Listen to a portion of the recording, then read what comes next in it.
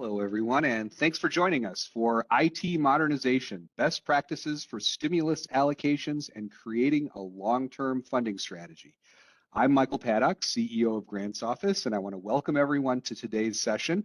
We've got a great session for you, but before we get started, I want to thank our sponsor, Logitech, for sponsoring today's session and making it possible for us to bring this information to you. And we've got a few housekeeping items for you. First of all, as many of you know, you can listen hands-free over your computer speakers or headphones. But if you do become disconnected, you can go to the audio and video menu at the top of your screen to find alternative ways to connect to the audio. Also, you can ask questions at any time using the question and answer interface at the bottom right-hand corner of your screen. Feel free to send in as many questions as you'd like, and we'll get to as many as we can over the course of today's session. And then finally, the session is being recorded, and the replay will be available beginning on Monday at grantsoffice.info/webcasts. I'll make an effort to send that through the chat before the end of today's session, just so that everyone has that. Okay, so without further ado, let's go ahead and get started. So we have a great group of presenters for you today, a lot to cover in the next hour, and we have a number of people who are going to be presenting it for you. First of all, we have Roseanne Cohen, Video Collaboration Marketing Lead for Logitech. We have Chris Barnes, Senior Grants Development Consultant here at Grants Office. Sydney Stapleton, Grants Development Consultant here at Grants Office. Lynette Kale, Grants Development Consultant here at Grants Office. And finally, Maxwell Cassidy, also a Grants Development Consultant here at Grants Office. So we've got a lot of experts, both in the technology arena as well as in the funding arena, who are going to bring you a lot of great information. So we're going to talk first about the new logic of work, with Roseanne talking a little bit about where Logitech kind of supports that, as well as kind of how work is evolving. And then we'll get into some higher education funding, K-12 funding, state and local funding, healthcare, and then finally wrap it up with where do you go from here? How can you, take some of the information that we've provided here and make it more relevant for your organization with the Logitech Grant Support Program at no cost or obligation to you. So with that, I want to say, let's hear a word from our sponsor, Logitech, on the new logic of work.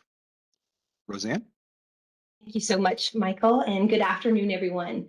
I appreciate the opportunity to work with the Grants Office on this timely and relevant content and topic.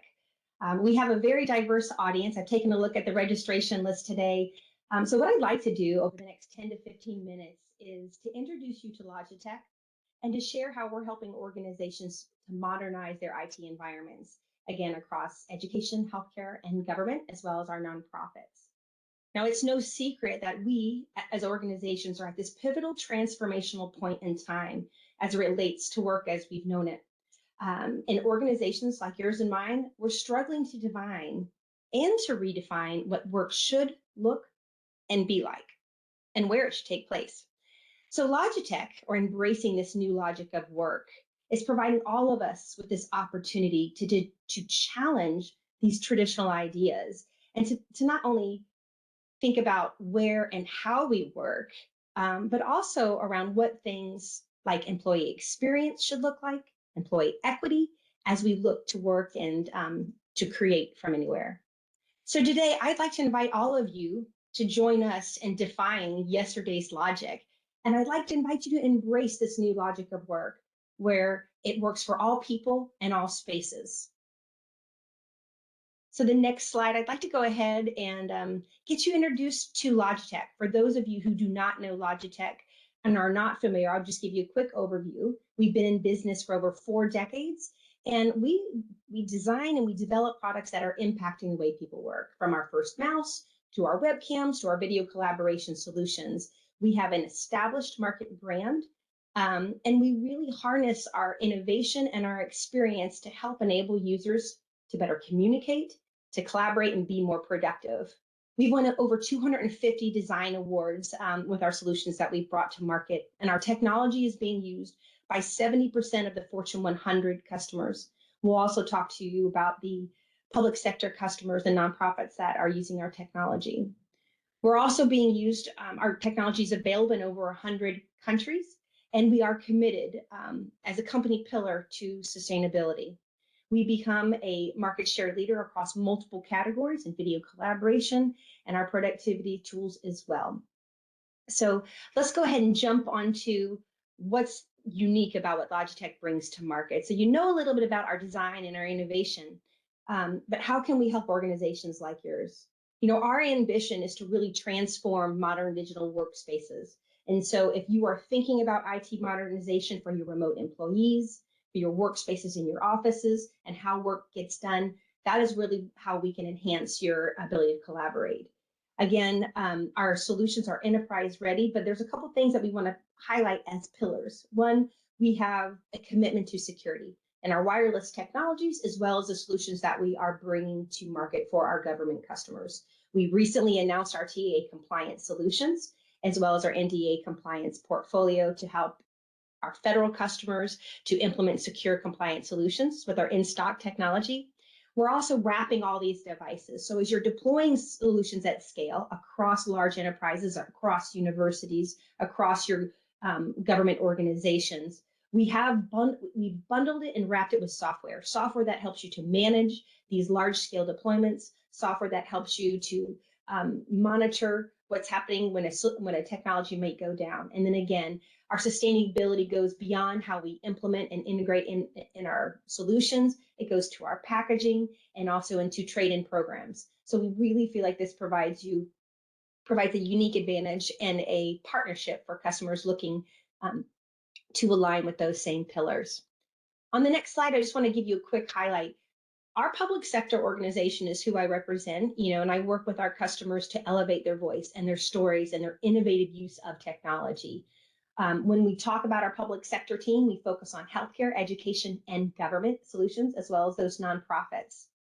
And it's something that you might not realize is that Logitech has become trusted by 9 of the 10 largest healthcare systems and academic medical centers across the US. We are in the largest school districts and some of the most reputable and innovative public and private higher education institutions. And then we are both in state and local government, as well as our federal customers. I noticed there's a typo on that slide, but we're going to move past that. And then last but not least, those nonprofits. So let's go take a look at what our goal is. Our goal is to help you support better outcomes in the communities that you serve. Again, with this diverse audience, our healthcare customers are going to look at how they can best serve the needs of maybe rural populations, how they can deliver better healthcare to support better healthcare outcomes. Our education customers on this call might be interested in finding out ways that they can better serve those learning communities.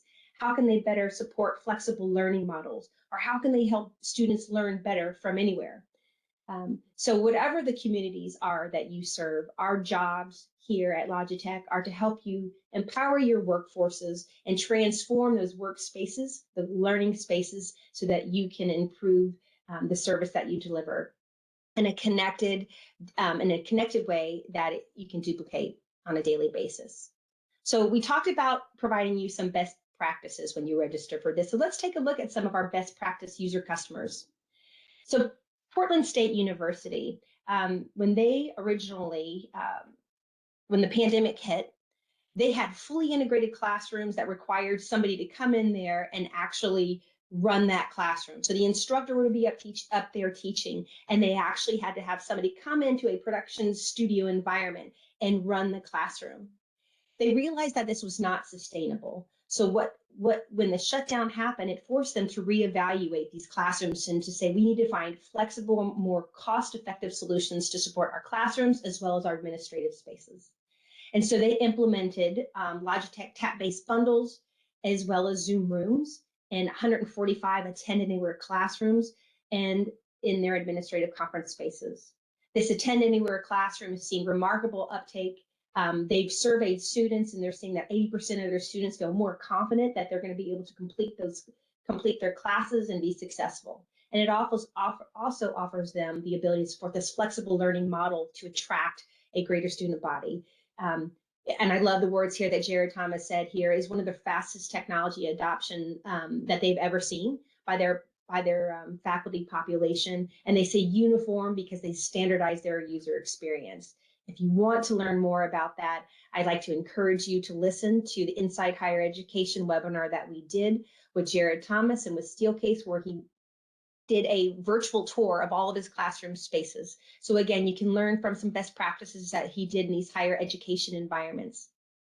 Next, I'd like to take you on to one of our state and local government customers. This is a best practice where Williamson County, Texas, Richard Semple, the CIO, said, maintaining our culture. Even if we want to support hybrid workspaces, maintaining our culture of innovation, of creativity, and keeping our team connected is at the top of his list. And so he wanted to say, how can we support hybrid work by maintaining that team culture? And what he did is he leveraged their cloud-based platform, Microsoft Teams. He implemented room solutions as well as equipped his remote workforce with Logitech solutions. He said pretty much on any given day, they have meetings where their video rooms are completely booked with 4 to 5 people who are working in their offices and another dozen or so that are working off site. And this solution has really helped to decrease costs by limiting travel and to really support that team culture environment that they wanted to keep within that county. So if you want to learn more about that, we have a case study. You can learn more about what Logitech is doing in our state and local government. I wanted to bring you back to another webinar. Again, this is all about best practices, letting you hear from our customers, letting you see different use cases. And we don't have enough time, unfortunately, in this session, but I want to welcome you to join our Building the Connected Campus leadership panel, where we had multiple higher education customers speak to how they're leveraging Logitech solutions and the benefits that their universities are seeing. Next, I want to offer you the opportunity to see our most recent state and local government webinar, The New Logic of Hybrid Work in Government, where the CIO of Larimer County spoke to how they're leveraging Logitech solutions. And then we also heard from Massimo Rapparini, who's Logitech CIO. So it also gives you the opportunity to balance how state and local government entities are learning from enterprises that have been doing hybrid work for years. So let's take a look at, as you're thinking about building out an IT strategy and building a proposal or a grant application, you're going to want to start thinking about, how can my institution, my higher education institution, leverage video technology, leverage IT solutions to support my institution moving forward? That might look like some really unique use cases like we've aligned here. Do you want to support flexible learning models like hybrid learning? Do you want to provide your students with collaborative tools or develop instructor studios? Do you want to leverage technologies to enhance your curriculum by bringing in industry partners and partnering with them? Do you want to leverage video collaboration to support your administrative or your professional learning or your training spaces for your staff and your faculty? Do you want to leverage video collaboration to support your wellness programs, maybe helping your students get access to mental health services? Or do you want to have a little fun and to enhance your institution's culture by supporting esports programs or extracurricular programs? These are methods and ways that you can think, how can technology be used to transform my organization? How can IT not just modernize, but to create these thriving educational institutions that support the changing student needs that we're seeing in higher education? And then as we think about healthcare, you might be thinking about, how can we extend access to healthcare services to rural populations? What types of patient care can we provide? Is it going to be behavioral health services, administration of our hospital setting? Do we want to partner with universities or medical institutions so that we can do advanced research and development or develop new patents? Or do we want to help our staff to support continuing medical education? So again, a lot of use cases, but as you are thinking about technology, it is truly about serving your faculty, your staff, and your populations at large. And by thinking through innovative use cases and applications, it's the way to really help build a really high value proposal when you're writing your grant application. Just to give you a high level visual of what the Logitech portfolio is and where it can be applied. So it's easier to break it into this personal workspace environment where you might equip a desktop, webcam, your keyboard and mouse that you need to develop, to basically for your productivity and your accuracy as you're operating in this digital world. And then we also have a variety of headsets and things to make you sound clear, to make you be seen and heard really well. So the personal workspace, obviously everything at that desktop, it could be in an office, it can be in a remote space. And then as you think about kind of migrating or integrating into your office spaces, we have an entire portfolio of conference room solutions, whether it be a Logitech Scribe, which is our AI-powered whiteboard camera, or our video collaboration solutions as well. And again, these are solutions that you can work with your account manager to dive in. But this is just an example that over 40 years, Logitech has developed a robust and innovative platform. As you can see on the left-hand side, full portfolio of business-to-business webcams, business-to-government webcams, keyboards and mice, AI-powered whiteboard cameras. In the center, you'll see our Logi Dock. The Scribe and the Logi Dock, I thought you'd like to know, just received 6 education innovation awards from Spaces for Learning on being able to enhance learning spaces. So you can see here on the left, the Scribe and the Dock. You can learn more about those on our website. But when we're thinking about innovative modern technology, Logitech is award-winning as recent as just a few weeks ago. So again, just taking you through our diverse portfolio. And again, you can talk to our account managers on the video collaboration and the productivity solutions that will meet the needs of your organization. But I wanted to say that even as those individual devices might look like a mouse or a keyboard or a video bar, we're really designing solutions for our education customers. This is just an example of how you can take our solutions to provide a flexible learning model or hybrid classroom solution. This is where you might bring your own PC or device and have a secondary camera, as you can see to the far right, a secondary camera in the back to capture the instructor, and then a camera in the front of the room to capture your students. And then on the left-hand side, you might see a whiteboard so that the educator can provide those natural teaching experiences that keep students engaged. And then as you look for robust room solutions to support hybrid learning models, whether it's for a training environment, for state and local gov, or for continuing medical education courses, or in a classroom setting, you can develop and build out your hybrid classroom environments to meet the needs of your specific organization. Our components can be adapted and modified to specifically meet and accommodate a variety of different workspaces.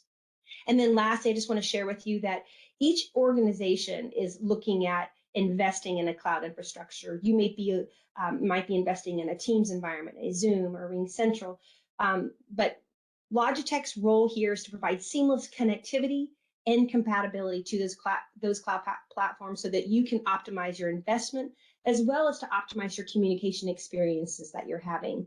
We are compatible and have strategic partnerships with Microsoft, Zoom, and Google, so you can be assured that our technology works with that. We also work specifically to build out works for Chrome solutions, works with Apple solutions. So if you are investing in one-to-one devices at your organization, we can actually accentuate that with our devices to make you more productive and more efficient and have your students be more engaged. As an IT administrator, as you're investing in all this technology, you're going to want to make sure you have the ability to have some level of administration and control. I talked to you a little bit about Logitech software. We do have a variety of software tools that can help you manage the profile settings of your investments, whether it be your video settings, whether it be to change your mouse settings to have additional control over what happens at your desktop. But again, we have device management capabilities at scale. And then as you look to support these large deployments, Logitech has extended service and support options that, again, our account team can work with you to determine what the right platform is for you. Our solutions are available through, I think we're at 14,000 reseller partners today. So if you're looking to engage with Logitech, you can reach out to our team to ensure that you have solutions that meet the needs of all people and all spaces, and that can meet the needs of everything from your North America region through your global locations as well. To help you make those decisions, we have a dedicated public sector team. You can reach out to them directly to ask any questions, and they can connect you with the right reseller partner to help you accomplish your goals. So with that, I'd like to lastly share with you that Logitech has a grant services program, and this is why we're here. We've partnered with the Grants Office to help you unlock funding for Logitech solutions and to help you build out an IT funding strategy so that you can modernize your workplaces and empower your workforces.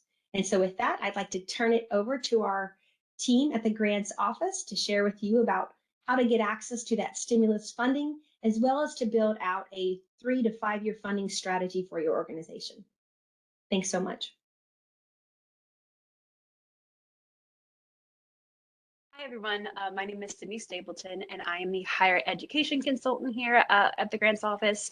And today I'm going to be talking about stimulus funds as well as some grants related to technology needs. So to jump off, I'm going to quickly go over the stimulus funding in higher education and what remains.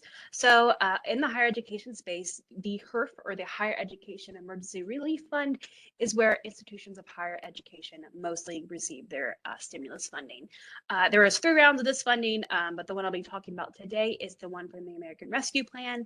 As you can see, there was about $3.5 billion awarded to universities and colleges throughout the country. And when it comes to the flow, that it basically was allocated on a formula basis. So universities just had to sign and say that they would use that funding in a way that relates to coronavirus. Deadlines for the use of these funds is June 30th, 2023. That was actually extended from October of this year. However, I will say, as many of you university folks may know, a lot of universities and colleges have already decided how they're going to use those funds.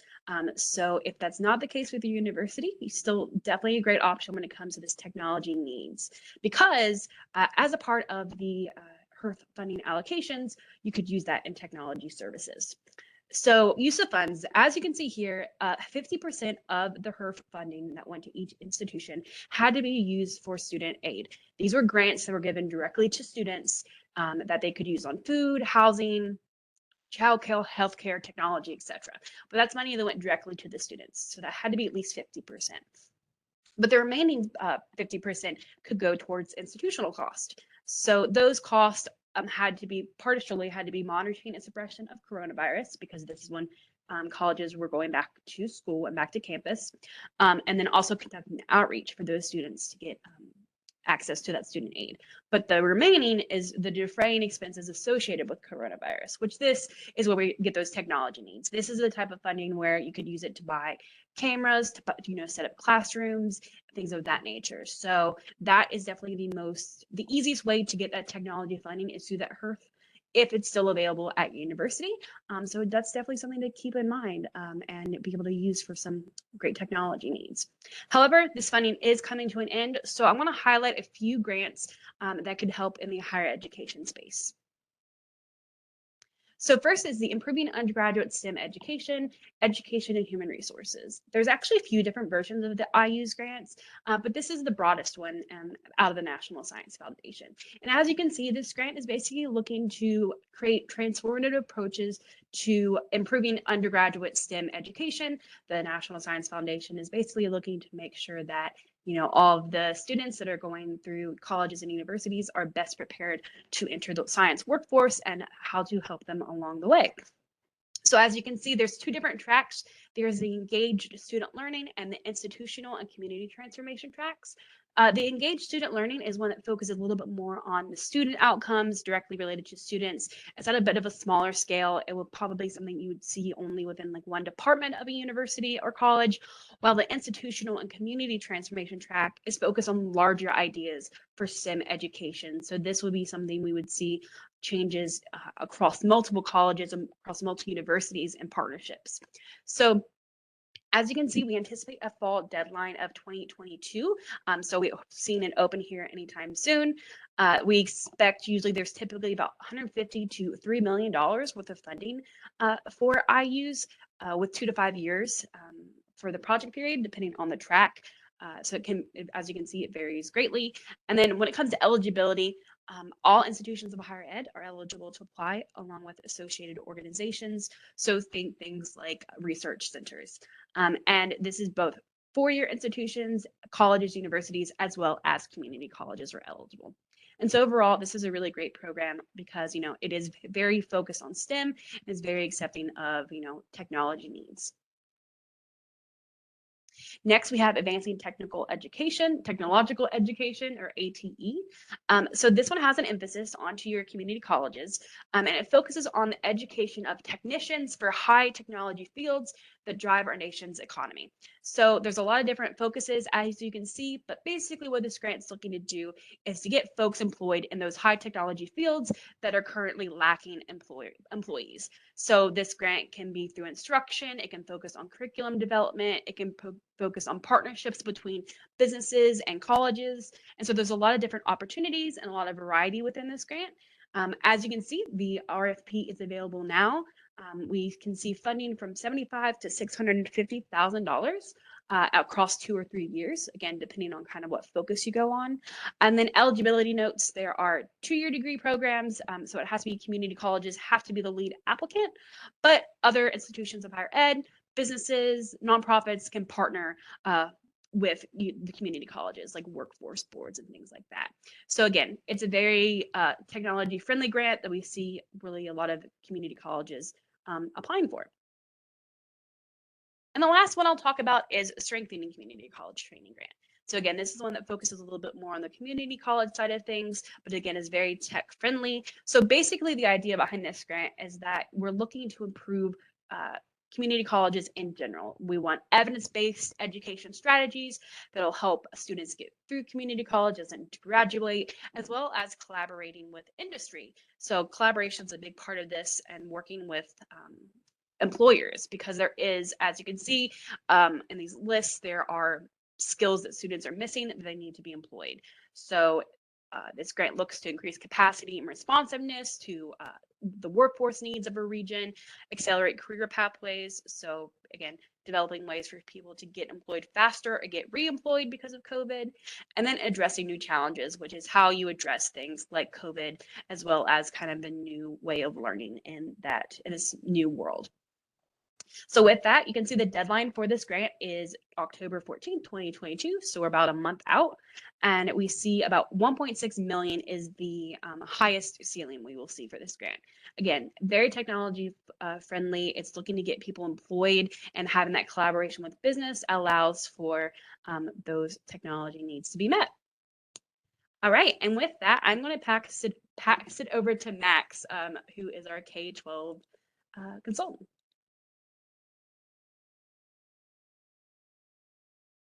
Hello, everyone. I'm here from the K-12 vertical grants office. We're going to talk also similarly to Sydney. We're going to talk about some COVID funding, and then some more traditional grants that will support ed tech. And yeah, I'll just really well align with Logitech's goal to empower these learning activities. So the first we're going to talk about is the American Rescue Plan ESSER 3 funding. So this is a really great tech-friendly grant designed to support all of the changes that have come about in relation to the pandemic. The funds were used in addition to those already provided under CARES and SRSA. The ARP ESSER funds is the largest of the 3 buckets. Basically, we're seeing folks starting to spend down the ARP ESSER funding now. Some schools have worked all the way through their SRSA, some are just starting on ARP, but it's a really great time to start to find out where schools are in spending down their ESSER funding. So the ESSER fund provides state education agencies and local education agencies with emergency relief funds. Those funds must reserve at least 20% of their allocation to address learning loss through the implementation of evidence-based interventions, such as summer learning, summer enrichment, extended day programs, comprehensive after-school programs, or other extended school year programs. These funds can be used towards a lot of different activities, everything from purchasing PPE to EdTech. Some of the highlighted eligible uses are the coordination and preparedness and response efforts, developing systems to improve preparedness. So that includes, making sure that classrooms and teachers and students have the technology they need to adapt to the sort of changing landscape of in-class, blended, and hybrid learning. Also for purchasing ed tech to facilitate that continued learning. So getting devices or other technology into the hands of students, into classrooms, outfitting those classrooms so they can be flexible and adaptable to the needs of students going forward. Important changes to the ESSER 3 program compared to ESSER 1 and ESSER 2. It has dropped the McKinney-Vento and NHEA and ANEESA as well as the allowed expenses for school leaders to provide what they called unique needs to schools. But we've added really important support for Title I, ESEA, IDEA, and Perkins programs, as well as the specific call out to improve cybersecurity to better meet educational needs of students. So in addition to the ed tech and implementing systems to improve preparedness efforts that were already there, we've now added additional layer of cybersecurity. And another important change to ESSER 3 is that LEAs really need to reserve 20% for that specific evidence-based interventions to address academic, social, and emotional needs of students and at-risk student populations. That is a important program and also can be supported by getting students who may not have ability to access the technology they need, getting them the tech they need can help address some of those. The next grant I'm going to talk about is the 21st Century Community Learning Centers grant. 21st Century Community Learning Centers is a program designed to extend high quality learning to students in need during their before school, after school, and summer hours. It's for students attending high need schools. The deadlines for this can vary by state. Each state has its own individual program, but it's a really great tech-friendly program designed to support student learning in a variety of ways, including getting students on the pathways to career or college, providing remediation tutoring, entrepreneurial education, 21st century technology skills building, digital literacy, enrichment activities, everything from podcasting to technology clubs, computer clubs, esports practices, as well as recreation activities.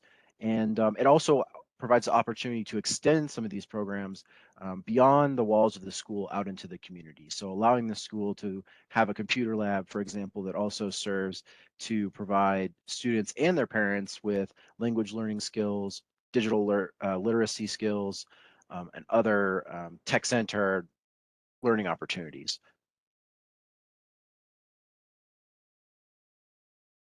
The next program we're going to talk about is the Carl D. Perkins program for strengthening career tech education. So each year, Carl Perkins appropriates funding for states to re-grant formula funds for the development and implementation of career and technical education programs. These programs are designed to give students the skills they need to move right into the workforce, as well as to prepare for those high-tech college-based classes and careers in the field. The deadlines, again, vary by state. This program is great for schools that already have or are looking to develop programs that can meet a local career need. So for example, if there's a warehouse or other sort of computer programming going on in the city or in the state, providing programs that give students a leg up into those industries. So developing academic, vocational, and technical skills of students, encouraging student participation, getting students into the classroom, something that's an increasing priority as we get back students back into the classroom, making sure they stay there, making sure they're engaged and excited. Also supports professional development for CTE educators. So if you're an educator looking to build up or build out your CTE programming, Carl Perkins is great both for supporting the program and for supporting you as an educator.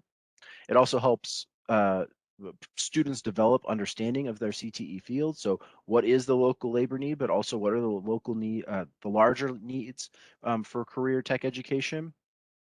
And it can offer work-based opportunities. So if you have some of those needs or companies in your area, Carl Perkins program can help support you getting students into those work-based learning environments. And lastly, I'll talk about a really excellent program called the iTest program. iTest seeks to build understanding of best practices, factors, contexts, and processes contributing to K-12 students' motivation and participation in STEM, science, technology, engineering, and math, and ICT. So It's specifically interested in understanding how student engagement in various STEM technologies can support this awareness and motivation to participate, all with the aim of figuring out which levers are the best ones to pull in order to prepare students for future STEM careers and pathways. It's looking to fund partnerships between K-12 and higher ed in order to discover and capture some data about how innovative methods of learning can scale up and scale out. Projects can be either formal or informal settings, but the goal is to expand innovative practice base for instructional approaches and best practices. Another noteworthy aspect of iTest projects is that the proposer can focus on any K-12 grade level and any STEM domain of their choosing. So that said, because this program has been around for so long and NSF is interested in new contributions to knowledge rather than replication studies, anyone looking to do basic math or science is going to have to, think a little more creatively. But um, things like technical education studies involving younger grades to onboard middle elementary students towards STEM pathways. So thinking about how we can get, even at the early levels of education, get those students prepared for STEM learning and education, math, technology. That's the type of thing that iTest is really interested in. So thinking all the way from K through 12 and beyond. So the three project types to keep in mind: exploring theory and design principles is more of a conceptual framing type project. Awards for that are up to 3 years and $400,000 max. For developing and testing, where a proposal would be designed, pilot tested, or implemented and analyzed, that can last up to 4 years, and award amounts up to $1.5 million. Scaling, expanding, and iterating utilizes existing innovation and tries to expand its reach to broader audiences. These would typically build on DTI projects. Social emotional learning can last, SEI can last up to five years, and award amounts up to $3 million. And lastly, since this is a research and development grant, partnerships and collaboration is essential. So it'd be best to, if you're, for example, from a K-12 school, best to think about how you can team up with a local institution of higher ed that may be already working around STEM education.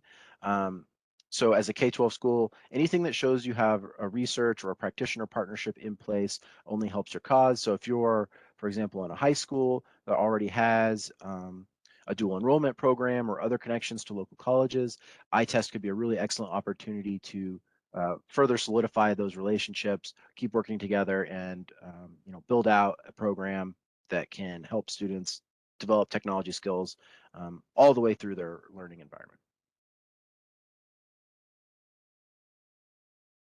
So with that, I will hand it over to Chris Barnes.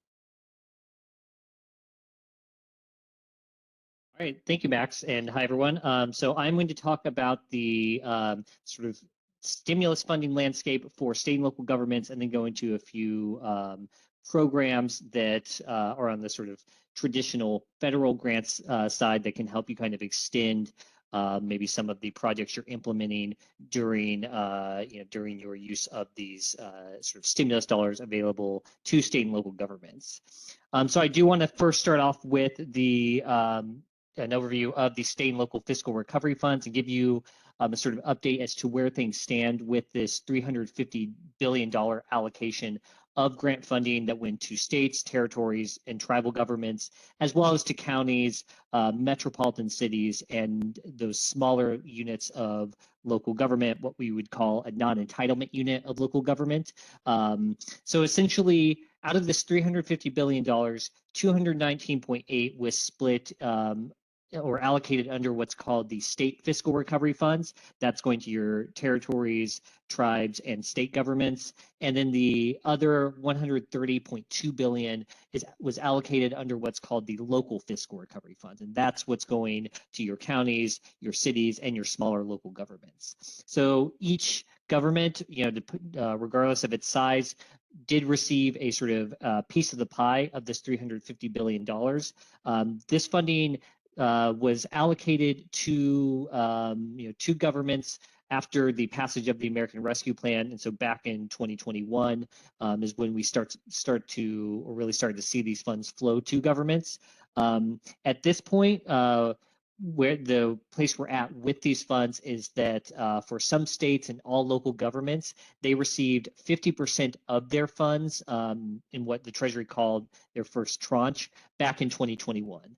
For 2022, all of those local governments, as well as those state governments that got 50% of their funds last year, they are going to be receiving the other 50% of the funds that were allocated to them. So 1 year after they got that first distribution, the second distribution will be hitting their bank accounts, and these funds have to be spent by December 31st, 2024. That's their obligation date. That's the point at which these funds have to be allocated to a specific project. And so on the next slide here, I do want to cover some of the broad eligible expenses for these funds. These funds are designed to be flexible in terms of how they can be used. There are 4 broad eligible expenses, and here I've really just highlighted the 3 of the 4 that are really designed to be or have the potential to be really technology friendly. The first is to respond to the public health emergency or its negative economic impacts. So here we've seen governments use this to support, telehealth initiatives, work with folks in terms of, maybe vaccination efforts, also invest in sort of educational or sort of losses or disparities due to the pandemic. And so we've seen a lot of governments invest in, make investments in those communities who have been most sort of harshly impacted by the pandemic, those communities that have tended to be under-resourced. Governments can use those funds to invest in things like remote learning or ensuring that folks are able to go to school, attend school remotely, and make sure that they're able to do their homework at home, all those sorts of things. And so any technology investments that can sort of support those initiatives can be sort of used under this first eligible expense.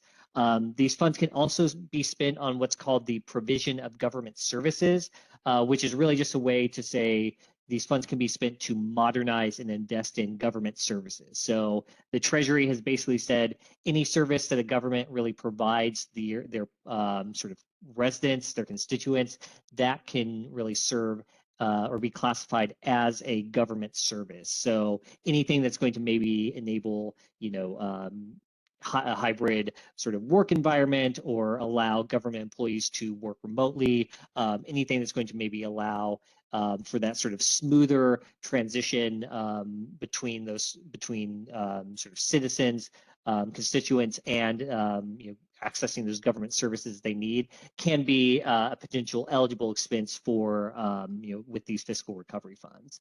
And then finally, these funds can also be used to make necessary investments in water, sewer, and broadband infrastructure. So there's a lot of ways in which these funds can be used. These eligible expenses are written broadly so that governments can use them to really address the unique challenges that they all face during the course of the pandemic. So if you are looking to access these funds, if you're at a local government, if you're at a state government, and you're kind of wondering, where you would go to maybe access some of these funds for, for one of your technology-enabled projects, we have here just a few suggestions as to places you can go, depending on who you're going to be working with, where you're at. We generally suggest that folks involve their IT department, their finance officers, that might be a city finance officer, county finance officer, your department administrator. If you're at a state agency, we generally recommend you reach out to the governor's office or the state legislature. Those have been the entities who've been oftentimes most involved with those overseeing the state fiscal recovery funds. And then in terms of key dates to keep in mind, simply keep in mind these funds do have to be obligated by December 31st, 2024. Some of those larger infrastructure projects, they can take until the end of 2026 for for their completion. But generally speaking, you want to have that December 31st, 2024 date sort of in your mind as the latest date by which these funds have to be obligated for a particular purpose. But definitely you want to ask around at your local government or your state government now, because a lot of these governments are in that process of allocating their funds, determining what they want to do with this windfall of stimulus funding they've received. So you want to ensure that you are able to get a seat at the table and that you're able to determine, does your government have funds left over that you can access, and what is that process going to look like for accessing some of those funds for one of your technology projects. So I want to now sort of highlight a few additional federal grant programs outside of the stimulus dollars to have on your radar as you are looking to maybe extend some of the projects that maybe you kicked off with your stimulus dollars, or perhaps if you weren't able to access those stimulus dollars, depending on what you're looking to do, these are a few different options as to possible grant opportunities that you can pursue for your different government projects. So the first one I want to highlight is the State Digital Equity Grant Program. This is out of the Infrastructure Investment and Jobs Act legislation that was passed late last year. And this is a $1.5 billion program that's really going to state governments to really support digital equity and digital inclusion efforts. So the way these funds are going to flow is that a state's broadband office is going to receive a distribution of funds from the federal government. And that state broadband office is going to be in charge of working with local governments, with community organizations such as libraries, school districts, and so on, and then other stakeholders like your nonprofit organizations that maybe do digital literacy training or workforce development initiatives. And these funds will basically be moving from the state broadband office to those different local partners and stakeholders who are actually going to be implementing those digital equity and digital inclusion projects. So this is really designed for anything that's going to help support particularly under-resourced communities, gain the sort of technical skills they need to be able to, just use the computer or be able to use the internet safely, maybe do things like apply for jobs, use the computer for, say, telehealth, attend telehealth appointments, all those sorts of things could potentially fit into a digital equity and digital inclusion project. So really, if your community is one where you're really struggling with the digital divide and you're looking for ways to get funding to invest in sort of bridging that divide, this is a program to definitely keep your eyes on. So at the moment, states had to submit an application to receive some planning grant funding by July 12th. At this point, states are kind of in the process of receiving those funds and then developing a state digital equity plan. And so at a later date, states are going to be announcing kind of their own internal deadlines by which they're going to be working with local governments and other organizations and really sort of explaining, here are our next steps for how we're going to start to distribute these funds for your digital equity and digital inclusion projects. So definitely want to make sure you're reaching out to your state broadband office to sort of keep an eye on these funds. And now I want to highlight the Community Development Block Grant Program as another federal grant program. This one is out of HUD, and this program is one that goes both to states and to large metropolitan cities and large counties.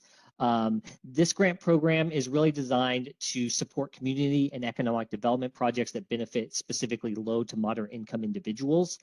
So this is one where you are really using these funds to support and invest in activities that are going to benefit those particular communities. And that can be anything from, again, telehealth programs, investing in remote learning technology for residents in a community, as well as your any sort of workforce development activities. So any technology purchases that are going to facilitate those types of community and economic development projects can definitely fit in this sort of funding bucket.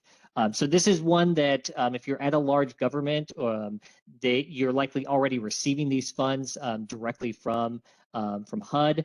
If you're at a smaller government, you would want to reach out to your state. They receive their own funding for the CDBG program, and they are going to essentially have their own internal state deadlines by which folks can apply to that state for for funding for their community or economic development project. And then in another sort of community and economic development grant program, I want to highlight the Choice Neighborhoods grant. This is a competitive grant out of HUD, and this is a neighborhood revitalization project or program designed to support those projects that are going to revitalize public housing, improve the outcomes of households who are living in that community, specifically in those areas of employment, health, and education, and also sort of revitalize that community to encourage further public and private investment. So again, this is a competitive economic development grant, one that, if you have any sort of activities centered around, say, telehealth or workforce development, you can definitely fit those technology purchases into this larger comprehensive project. It's definitely one that we see come around yearly, and it definitely involves a lot of different groups. So if you're at a local government, you'll want to partner with maybe nonprofit organizations in your area that sort of provide services to those community members, partner with your local school districts, all those folks who are going to be involved in maybe a broader neighborhood revitalization project. And then finally, I want to highlight a criminal justice grant, the Edward Byrne Memorial Justice Assistance Grant. This is one that if you're in law enforcement, you're probably quite aware of. It's really the bread and butter grant for criminal justice initiatives. This is funding that goes in some cases to some police departments, and others others who don't receive that direct allocation would apply through their state administering agency for the competitive funding opportunity. But this is one that can really be used in a variety of ways for any kind of criminal justice programming. So that can be within law enforcement, prosecution, courts, corrections, making technology improvements to all of those kinds of areas.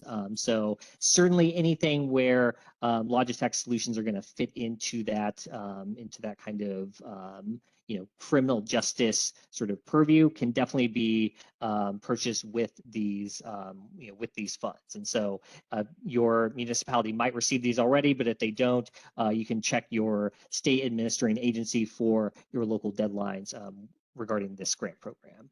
And with that, I'm going to pass things over to our healthcare expert, Lynette Kale, to go over the healthcare funding landscape. Thank you, Chris. So we're running close on time, and so I'm going to run through this quickly. I did want to mention that a lot of the stimulus funds that Chris mentioned also apply for healthcare agencies and public health, such as the local ARPA funds, ARP funds, the Community Block Development Grant. Those kind of things also work well for healthcare. And so the one I was going to focus on that you are probably all familiar with is the HHS Provider Relief Fund and the ARP Rural Health Provider Fund. This has been going on since the very beginning of the pandemic. The HHS Provider Relief Fund has given out, or will have given out a total of $186.5 billion by the end of the program. And for the rural health providers, they are also qualified for the Provider Relief Fund, but they also have a separate set aside for them, and they will have received $8.5 billion. Most of those funds have gone out by now, but they are still making some payments going through to the end of this year. For those and they have expanded over the time who can get those funds. And so now the funds have gone out anywhere from healthcare providers to mental health to skilled nursing to public health, dentists, and a variety of providers at this point. The deadline depends on when you received your funds. So you have 1 year from the date of receiving them. Most people, like I said, have received their funds and are looking to have them spent out by the end of this year. If they received them somewhere between July 2021 and December 2021, they have until the end of this year to spend it. And those that received it this year will have until next year to spend those as well.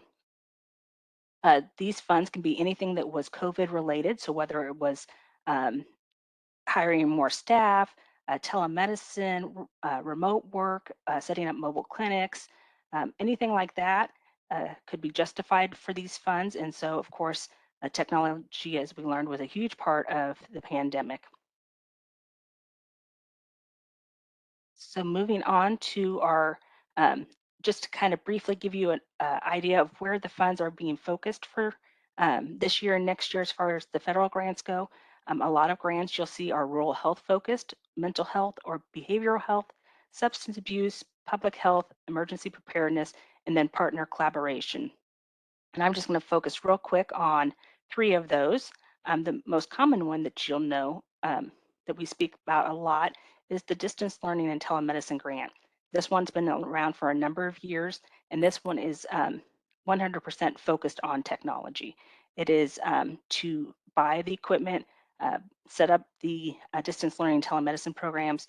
So this works for K through 12 higher ed and healthcare.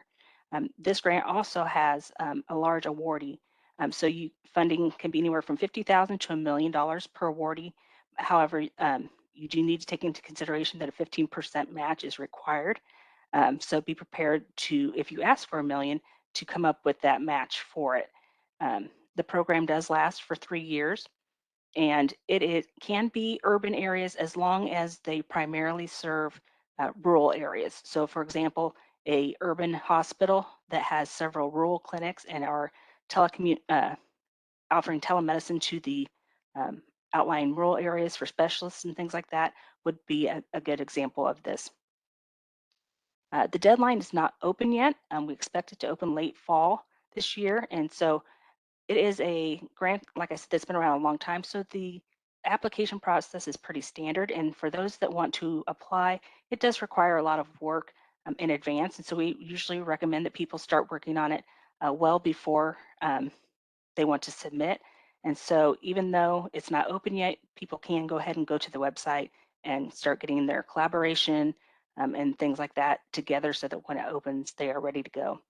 Like I said, this one is primarily for technology. So anything from hardware, software, audio, video equipment, telecommunication, licenses, broadband, anything like that can go for this grant. So that's one that, like I said, is a very popular grant. It is a very competitive grant. And so we do recommend people start on it as soon as possible. The next one is the Strengthening U.S. Public Health Infrastructure, Workforce, and Data Systems. This one is actually closed already, but the reason I brought it up is because it is, over the next 5 years, going to put $3.9 billion into the public health system, and a lot of that has to do, as the name implies, with improving their data, improving their infrastructure, hiring more staff, and so with that, they obviously will need additional technology for their increased staffing to upgrade their data systems, improve their networking with other partners. And so this is one that, although they can't apply for it anymore, it has a very quick start date. So it just closed in August and it's going to start December 1 approximately. So you'll see a lot of public health agencies making purchases and things like that around the technology to help meet these needs for them.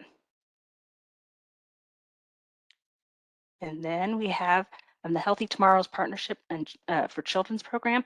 This one is currently open. It is a grant to help collaboration between community partners focused around improving children's health. So there's only 9 recipients for this. It's a 5-year program, so $50,000 per recipient per year. However, like I said, this one requires a lot of collaboration. And so although there's only 9 recipients, in those 9 recipients will be a lot of partners. A lot of telemedicine opportunities, a lot of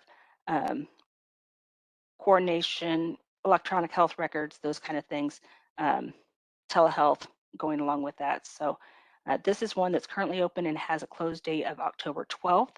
And so there is still time to apply for it. But just know that it's going to have a close date coming up quickly. All right, with that, I'm going to turn it back over to Michael to finish up things for us today. Well, thanks very much to our presenters for presenting a huge amount of interesting and valuable content for us. Let me just turn my video on so you can see me.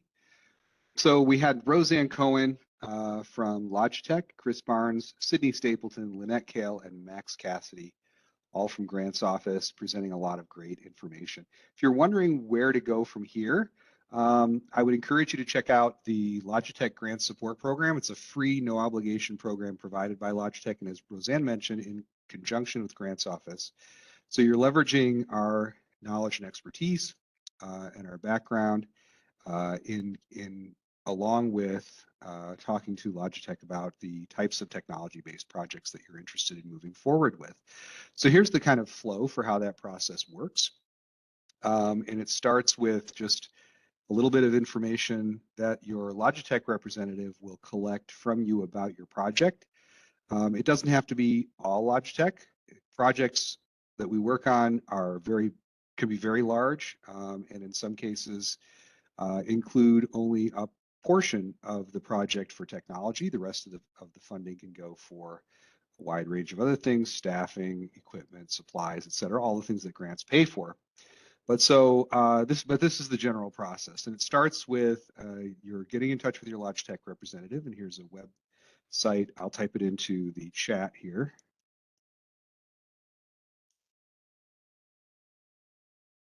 For those of you who want easy access to that. And then we develop a funding report for you based on the type of project that you have, the type of applicant organization that you are. We've talked about a number of different types of grants for a lot of different organizations today. And so the type of organization you are will determine in some cases which grants you can apply for. The location of your project, that will be determinative of a lot of state grant funding, potentially foundation grant funding, and the size of your project. All figure into kind of how we develop these funding opportunity reports. Each one is developed individually, so they're developed for you and your project. And then we'll get on a call with you and your Logitech representative to talk through the grants that we've identified and help you figure out which are the best fit for your particular project. So this is something we do all the time, and we'd love to do it, work on your projects with you to help you move your projects forward. So again, big thanks to our sponsor, Logitech. We don't really have time for questions, but I don't think we've had a lot of questions in the Q&A. Nope, so I think we're good there. Big thanks to our sponsor, Logitech, for sponsoring today's event. And again, to our speakers, Roseanne Cohen, Chris Barnes, Sydney Stapleton, Lynette Kale, and Max Cassidy for sharing their knowledge and experience with us. And to all of you, thank you very much for your participation in today's session. I hope you found this a valuable use of your time, and we'll look forward to seeing you again on a future webcast. Have a great day, everybody.